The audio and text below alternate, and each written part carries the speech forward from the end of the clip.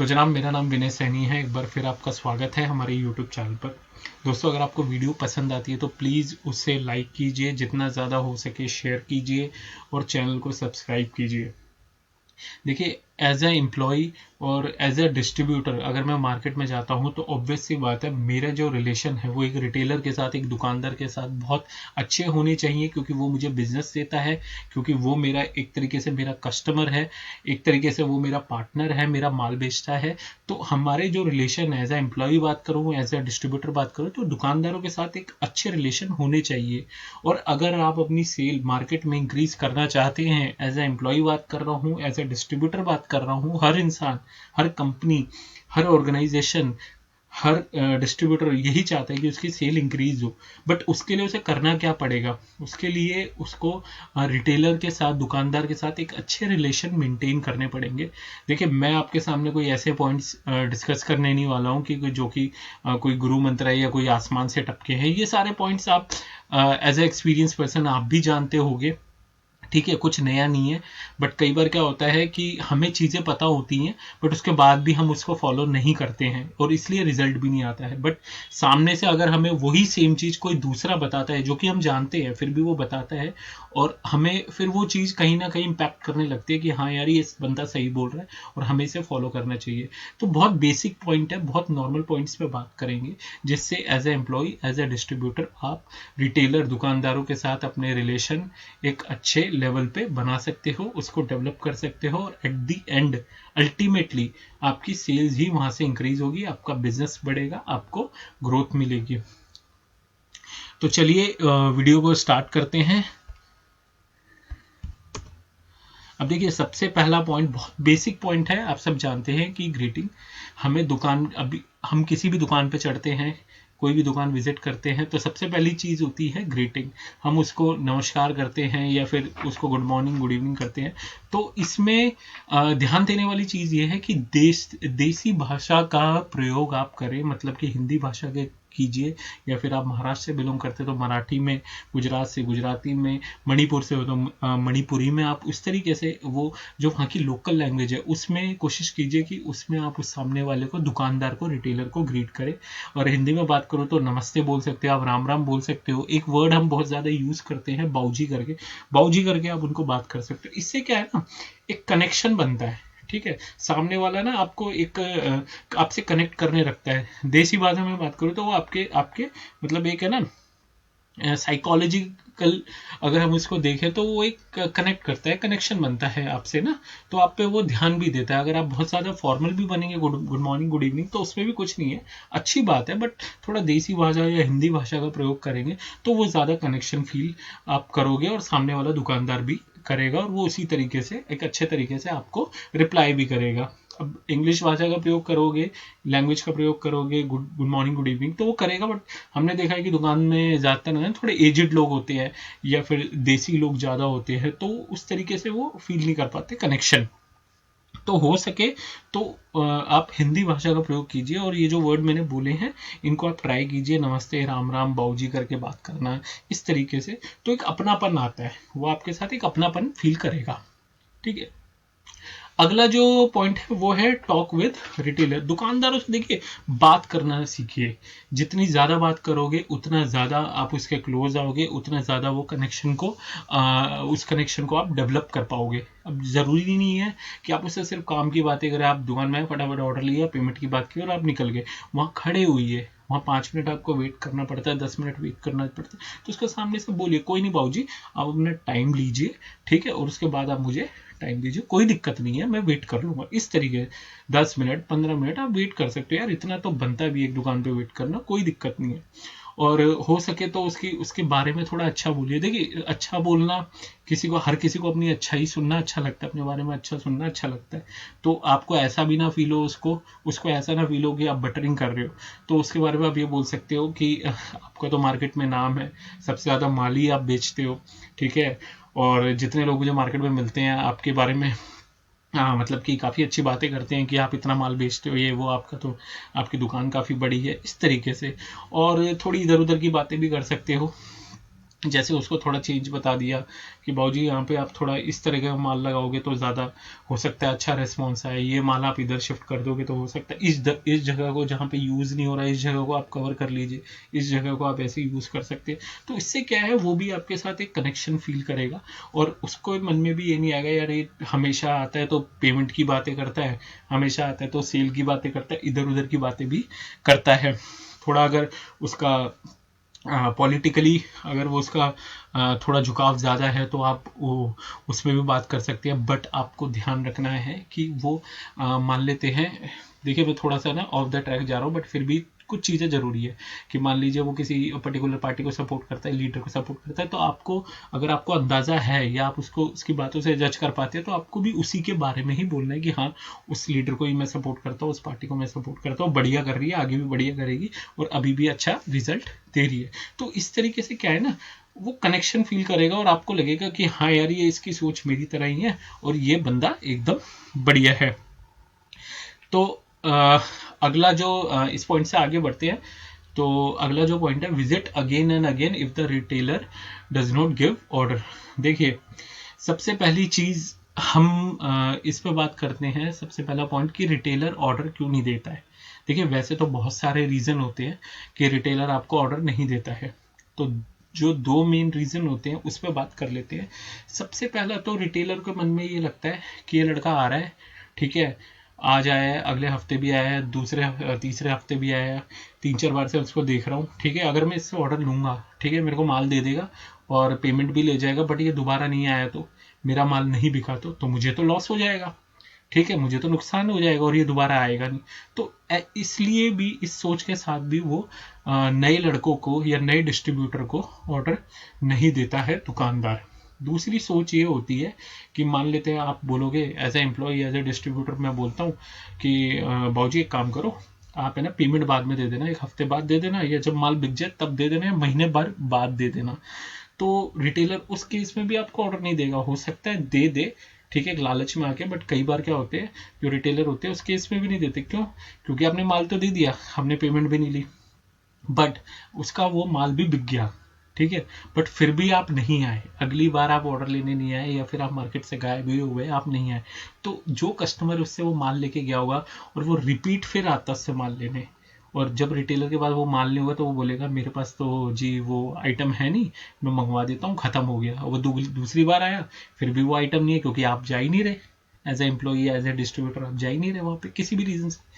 तो वो उसका तो कस्टमर खराब हो गया, उसका तो नाम खराब होता है, ठीक है, वो दूसरी दुकान पे जाना शुरू करेगा जहाँ पे वो आइटम मिल रही होगी, ठीक है। तो ये सारे जो डाउट होते हैं वो भी रिटेलर के मन में रहते हैं। मेनली ये दो ही होते हैं कि आप नहीं आओगे, आप वापस नहीं आओगे, तो इसलिए वो उसका क्या क्या कहते हैं, कस्टमर भी उसका खराब होता है और एक कस्टमर के एक गलत इम्पैक्ट पड़ता है रिटेलर का ना, रिटेलर कि रिटेलर ये बकवास है और ये माल ही नहीं रखता है, तो एक गलत इम्पैक्ट जाता है, तो इसीलिए वो आपको ऑर्डर नहीं देता। तो दो ये रीजन हो गए कि वो आपको ऑर्डर नहीं देगा। अब देखिए, अब जब आप बार बार जाओगे, एक हफ्ता, दूसरा हफ्ता, तीसरा हफ्ता, आप बोलोगे कोई नहीं बाबूजी अगली बार दे देना, अगली बार भी आएंगे, आना जाना लगे रहेगा, आपके यहाँ तो आते ही रहेंगे, इस तरीके की ये बातें करोगे ना तो बहुत एक अच्छा रिजल्ट निकल के आता है, एक अच्छा इम्पैक्ट पड़ता है। तो आप बार बार जाओगे तो वो दिखेगा, नहीं यार ये लड़का बार बार आ रहा है, नहीं नहीं यार ये लड़का 3 महीने से आ रहा है, 4 महीने से आ रहा है, तो एक ना एक दिन आपको ऑर्डर ज़रूर देगा। और उसके बाद जब आप आते रहोगे ऑर्डर देने के बाद भी, तो एक अच्छा इम्पैक्ट उसके ऊपर आपका पड़ जाएगा और एक अच्छा रिलेशन डेवलप होगा कि लड़का बढ़िया है, इसको मैंने इतने महीने भी ऑर्डर नहीं दिया और ये आ रहा है और रेगुलर विजिट करता है, चाहे ऑर्डर बने या ना बने फिर भी ये विजिट करता है। तो एक बहुत अच्छा रिलेशन डेवलप होके निकल के आएगा। अब देखिए जो अगला जो पॉइंट है वो आस्किंग फॉर पेमेंट्स।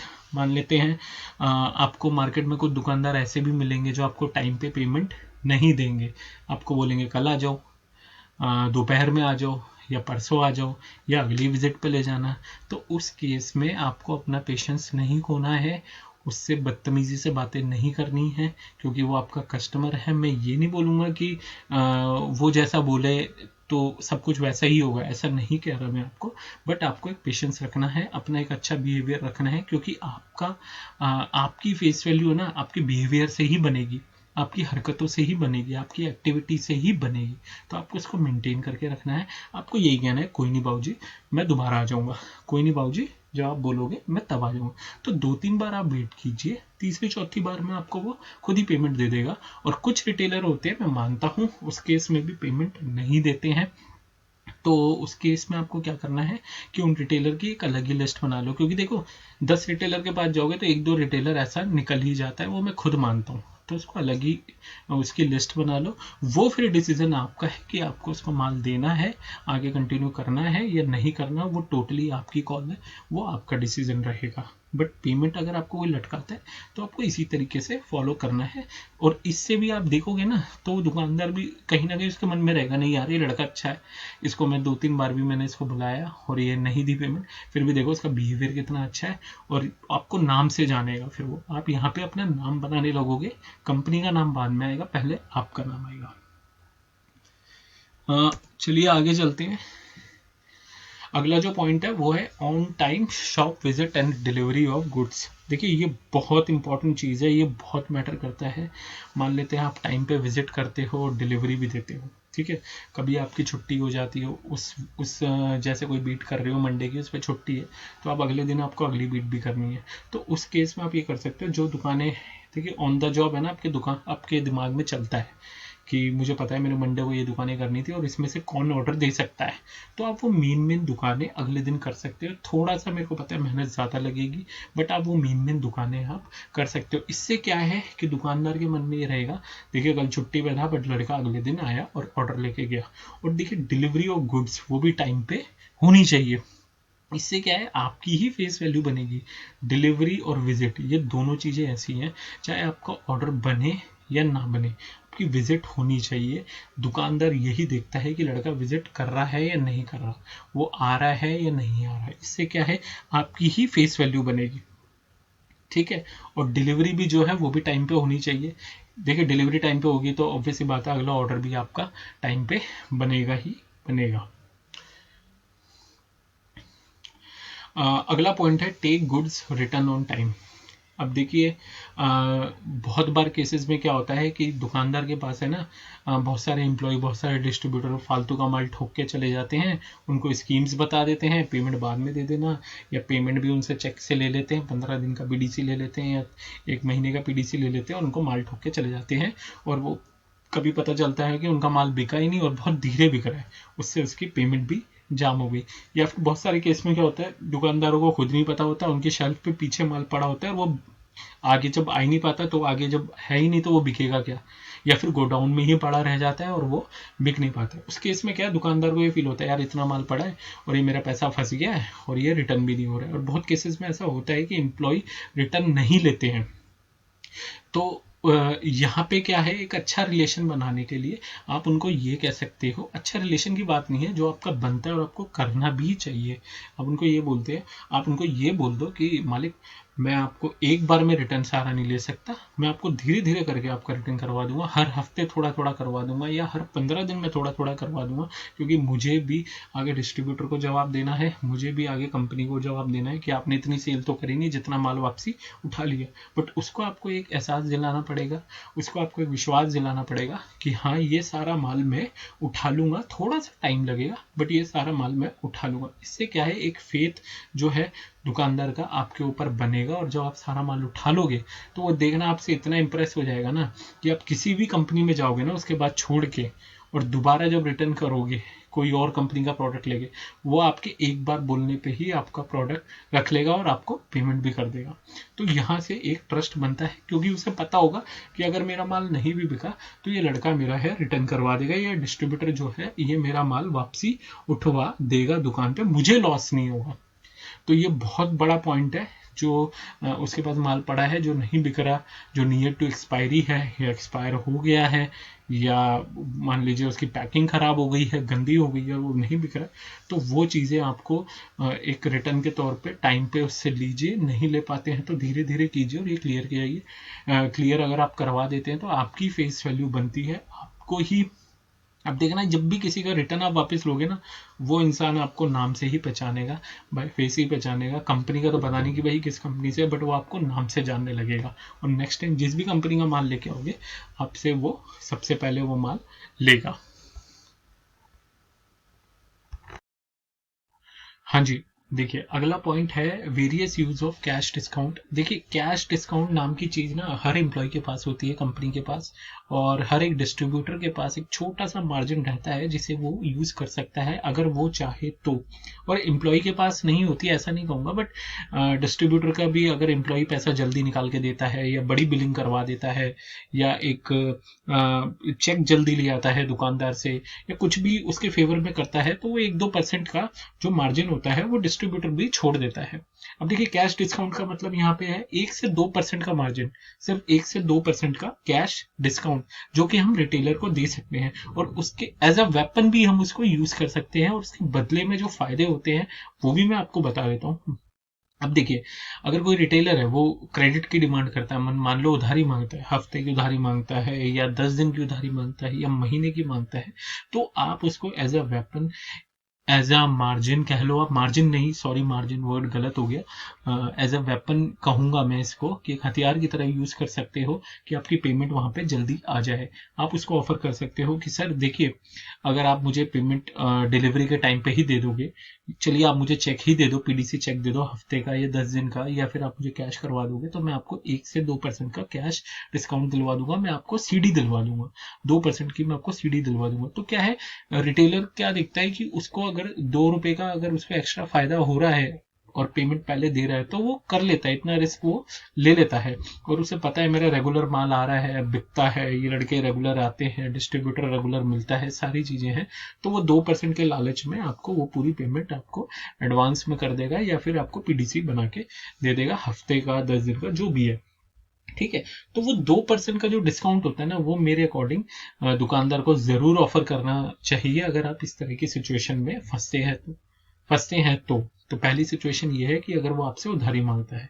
दूसरी सिचुएशन ये है कि मार्केट में आप देखोगे जनरली, मैंने बहुत बार देखा है, बहुत से दुकानदार होते हैं जो पेमेंट टाइम पे नहीं देते हैं। आपका माल तो बेच रहे हैं बढ़िया तरीके से, बट पेमेंट के लिए ना लटका देते हैं। उनकी नीयत कह लो, या उनका वर्किंग स्टाइल ही उसी तरीके से कह लो, और वो सिर्फ आपको नहीं लटकाएंगे, वो सबको लटकाते हैं कि कल आ जाना, परसों आ जाना, लंच के बाद आ जाना, शाम को आ जाना, सुबह आ जाना। ये उनका ना तरीका ही ऐसा हो जाता है, वो इसी तरीके से काम करते हैं।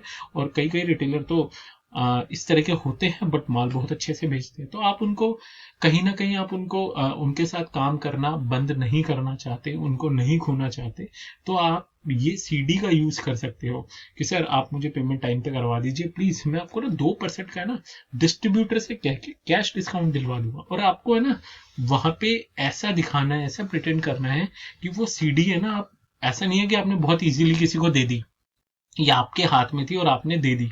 ठीक है, आपको ये दिखाना है कि मैं कंपनी से बात करूंगा, मैं डिस्ट्रीब्यूटर से बात करूंगा, ठीक है, वो अगर देता है तो मैं आपको करवा दूंगा, मेरी पूरी कोशिश रहेगी सर, मैं तो चाहता ही हूं कि आपको सीडी मिले 1% की, 2% की, बस आप पेमेंट टाइम पे करवा देना, ये काम मैं आपका करवा दूंगा। तो इस तरीके से जब आप उसको अप्रोच करोगे, तो मेरा ये मानना है कि ज्यादा चांसेस है कि वो आपकी पेमेंट टाइम पे करेगा। और 2% का कैश डिस्काउंट काफी होता है। ठीक है। अगला तीसरी सिचुएशन ये आ सकती है कि मान लीजिए किसी रिटेलर का पोटेंशियल बहुत ज़्यादा है, दुकानदार का, वो अच्छा खासा माल बेच सकता है, बट आपका उतना वो बड़ा ऑर्डर आपको कभी नहीं देता। ठीक है, बल्क में ऑर्डर आपको कभी नहीं देता। हो सकता है आपके कॉम्पिटिटर का माल बेच रहा हो, या हो सकता है कि वो इतना माल लेके अपनी पेमेंट नहीं ब्लॉक करना चाहता हो, या और भी कोई रीज़न हो सकता है कि जिससे वो आपको ऑर्डर नहीं देता हो। तो उस केस में आप उसको एक ऐसा लालच, आप उसको ये चीज दे सकते हो, या उसको आप ये मतलब कि एक लालच दे सकते हो आप उसको कि सर मैं ना आपकी सीडी करवा दूंगा, डिस्ट्रीब्यूटर को बोल के, या एसओ को बोल के, या अपने सीनियर को बोल के, इतना मैं आपको जब आप पेमेंट करोगे सीडी करवा दूंगा, प्लीज मेरा ना ऑर्डर इस बार थोड़ा सा बढ़ा दीजिए, या इसको इंक्रीज कर दीजिए। तो इस तरीके से ना क्या कहते हैं, वो हो सकता है कि आपको बड़ा ऑर्डर दे दे, क्योंकि आप उसको 2% का एक्स्ट्रा कैश डिस्काउंट दिलवा रहे हैं। तो ये सारी चीजें भी है ना, ये जो सीडी नाम की चीज है, ये भी आपका रिलेशन रिटेलर के साथ कहीं ना कहीं बहुत अच्छे लेवल पे डेवलप करेगा, और एक अच्छा रिलेशन वहां पे आपका रिटेलर के साथ बनेगा जब आप ये सीडी नाम की चीज उसको प्रोवाइड कराने लगेंगे मार्केट में। देखिए एक पॉइंट और है इसके बाद जो है, कभी माल मत ठोको। बहुत सारे केसेस में मैंने देखा है, एम्प्लॉय होते हैं, उनके ऊपर कंपनी का प्रेशर होता है, डिस्ट्रीब्यूटर का प्रेशर होता है, अपने सीनियर्स का प्रेशर होता है कि सेल करो सेल करो, तुम लोगों की सैलरी निकालनी है, तुम लोगों को डीएटीए निकालना है, ठीक है, और मार्केट से सेल नहीं आ रही, बहुत प्रेशर होता है। और वो उस चक्कर में वो बेचारे ना कहीं भी उल्टा सीधा माल ठोक देते हैं, क्योंकि उन्हें अपनी जॉब पे आ रही है, अपनी सैलरी पे आ रही है, वरना कंपनी निकाल देगी। तो उन बेचारों की भी कोई गलती नहीं है, डिस्ट्रीब्यूटर की कोई गलती नहीं है, और वो क्या है, दुकानदारों पे माल ठोकना चालू कर देते हैं। अब वो कोई मिस कमिटमेंट करेंगे, फॉल्स कमिटमेंट करेंगे, या फिर उससे रिटर्न नहीं उठाएंगे, या फिर किसी नए दुकानदार को बेवकूफ़ बनाएंगे, किसी न किसी तरीके से वो लोग दुकानदारों को बेवकूफ़ बनाते हैं और माल ठोक देते हैं, जो कि बहुत गलत है, दुकानदारों के साथ भी बहुत गलत है। तो एक अच्छे एम्प्लॉय की तरह मैं बात करूं, एक अच्छे डिस्ट्रीब्यूटर की मैं बात करूं, तो ऐसा बिल्कुल नहीं करना चाहिए, माल बिल्कुल नहीं ठोकना चाहिए, क्योंकि इससे आपका रिलेशन हैम्पर करेगा। वो अगली बार आपको ऑर्डर नहीं देगा। एक बार तो आप उसको चूना लगा दोगे, पर बार बार चूना नहीं लगा पाओगे। और जो आपका एक जो नॉर्मल बिजनेस भी होता है ना, चूना जोड़ा एक बार माल तो आपने ठोक दिया 10-20 हजार का, 30 हजार का जो ठोकना था, बट जो आपको हर महीने वो 5-5 हजार का भी ऑर्डर देता ना, वो आपका लॉस हो जाएगा। यार हफ्ते आपको 5-5 हजार का ऑर्डर देता, वो आपका लॉस हो जाएगा। तो आपने वही वाली कहानी है ना कि मुर्गी का पेट फाड़ के सारे अंडे एक बार में निकाल लिए, ठीक है। और वो अब क्या है कि वो अब आपको जो रोज एक अंडा देती थी, अब उसके लिए भी वो उससे भी आपने हाथ धो बैठे, ठीक है। तो माल बिल्कुल मत ठोको, वरना आपकी ही इमेज रिटेलर की आंखों में खराब होती है, उसके सामने आपकी ही इमेज खराब होती है। अगली बार आपको दुकान पे चढ़ने भी नहीं देगा, 10 गाली अलग से सुनाएगा, 10 दुकानों के सामने, दुकानदारों के सामने आपकी बुराई भी करेगा, और इमेज तो आपकी खराब हो ही जाएगी। और अगली बार जब आप किसी और कंपनी में ज्वाइन करेंगे, तो आपका आपसे वो ऑर्डर भी नहीं देगा आपको। वो दूसरी कंपनी का जो माल आता होगा ना, वो भी आपको ऑर्डर नहीं देगा। वो बोलेगा मेरे को चाहिए ही नहीं, मैं कहीं और से ले लूंगा, और भी बहुत रास्ते हैं माल लेने के लिए, पर मैं तुझसे नहीं लूंगा। तो इससे आपकी इमेज खराब होती है। तो ये बिल्कुल नहीं करना चाहिए, कभी माल नहीं ठोकना चाहिए, ठीक है। Last but not least, as usual हम एक ऐसा पॉइंट डिस्कस करते हैं, ठीक है, हमेशा की तरह। तो try to understand retailers concern and try to resolve it soon. देखिए रिटेलर के कंसर्न मैं मानता हूँ बहुत सारे हो सकते हैं, उसकी प्रॉब्लम बहुत सारी हो सकती है, कुछ जेन्युइन भी हो सकती है, कुछ ऐसी भी हो सकती है कि वो आपको बेवकूफ़ बना रहा हो, ये भी होता है मार्केट में। बट आप मार्केट में जाते हैं, बहुत कुछ सीखते हैं, आपको समझ में आ जाता है कि रिटेलर का जेन्युइन कंसर्न कौन सा है। जैसे उसके जेन्युइन कंसर्न हो सकते हैं रिटर्न को लेके, जो कि अभी हमने पिछले पॉइंट्स में डिस्कस किया कि उसका रिटर्न का इतना माल पड़ा हुआ है, रिटर्न मतलब एक्सपायरी, नियर टू एक्सपायरी, या पैकेजिंग खराब हो गई हो, जो कि वापस कंपनी उठा ही नहीं रही, उठा ही नहीं रहा, डिस्ट्रीब्यूटर उठा ही नहीं रहा, तो उसका एक ये कंसर्न हो सकता है। शॉप विजिट को लेके या डिलीवरी ऑफ गुड्स को लेके कंसर्न हो सकता है कि डिस्ट्रीब्यूटर टाइम पर डिलीवरी नहीं करता, लड़के जो है, एम्प्लॉय जो है, वो टाइम पे आते ही नहीं, ऑर्डर ही नहीं लेके जाते, ठीक है, या फिर उसको मार्जिन कम मिलता है। उसे पता चला मार्केट में तो और दुकानदारों को अच्छा मार्जिन मिल रहा है, बट उससे नहीं मिल रहा। तो ये सारे उसके जेन्युइन कंसर्न है। तो आप कोशिश कीजिए उनके ये सारे कंसर्न रिजॉल्व करने की। मैं मान सकता हूँ कुछ कंसर्न होंगे जो आप उसके एक बार में रिजॉल्व नहीं कर सकते, एक बार में आप उसको सोल्यूशन नहीं दे सकते, बट कोशिश कीजिए कि थोड़े थोड़े टाइम में उसको वो कंसर्न आप उसके रिजॉल्व कर पाए। जैसे रिटर्न की बात आती है, एक बार में आप माल नहीं उठा सकते, मैं मानता हूँ रिटर्न ज्यादा होगा, 10,000 का, 20,000, तो कोशिश कीजिए कि हफ्ते दर हफ्ते उसका वो माल उठवा ले, या फिर हर 15 दिन में उसका वो माल उठा ले, चाहे छोटे अमाउंट का उठाएं, बट उठाए जरूर। तो अगर आप रिटेलर की बात सुनोगे, जो कि आपको बिजनेस देता है, जो कि आपका एक कस्टमर है, उसकी बात सुनोगे, ठीक है, और उसको रिजॉल्व करोगे, तो डेफिनेटली मैं गारंटी देता हूँ कि वो आपको एक अलग तरीके से ट्रीट करेगा, आपको एक अलग ही इमेज उसकी नज़रों में आपकी बनेगी, आपको वो नाम से जानेगा, ठीक है, और कभी आपको ये नहीं बोलेगा ये इस कंपनी का है, वो आपको नाम से बुलाएगा हमेशा। तो एक अच्छा जो रिलेशन है उसके साथ आप डेवलप कर पाओगे। और अल्टीमेटली हम ये सारे पॉइंट्स को अगर दोबारा से देखें, तो ये सारे पॉइंट्स पर अगर आप काम करते हो, तो आपका रिलेशन तो उससे बहुत अच्छा बनेगा ही बनेगा। प्लस आप जो भी ब्रांड उसके पास लेके जाते हो, अप्रोच करते हुए बेचते हो जो भी, वो आपको उसका ऑर्डर जो है हर बार उससे पिछले हफ्ते के कंपैरिजन में ज़्यादा ही देगा, और आपकी सेल इंक्रीज होगी धीरे धीरे, स्लोली एंड ग्रेजुअली आपकी सेल्स जो है वो इंक्रीज होगी ही होगी। तो ये पूरा एनालिसिस था। Thank you so much.